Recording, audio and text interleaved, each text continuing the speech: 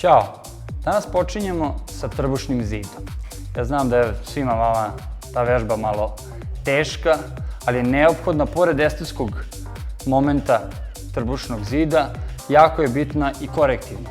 Drži nam leđa, drži nam ceo trup, čuvam pravilan stav leđa. Za vežbanje trbušnjaka neophodno imati neku podlogu koja neće da nam opterećuje karlicu, bude mekana, udobna i da naravno da je zavolimo vremenom.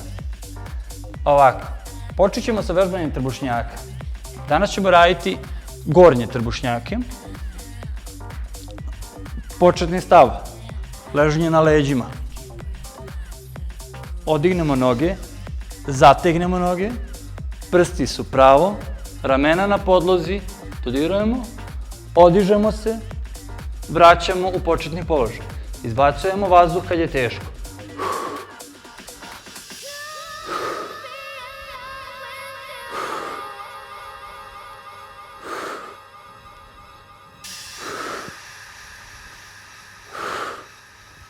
Trbušnjake možemo raditi na vreme, možemo raditi na ponavljanje.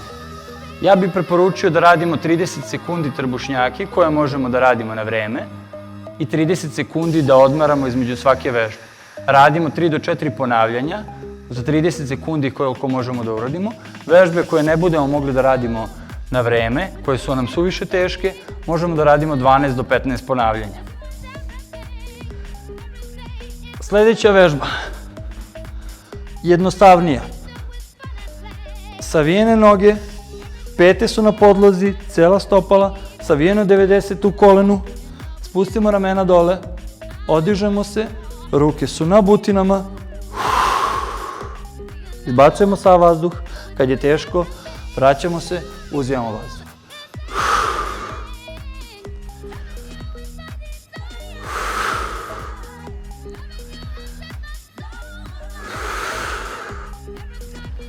Trudimo se da izbacimo sav vazduh. Kad ostanemo bez vazduha, vratimo se nazad. Ovo je jedna od vežbi koje možemo raditi na broj ponavljanja zato što radimo sporo i hoćemo da izbacimo sav vazduh.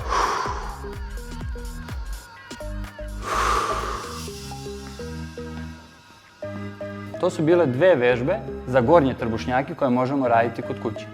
Vidimo se u sledećem klipu.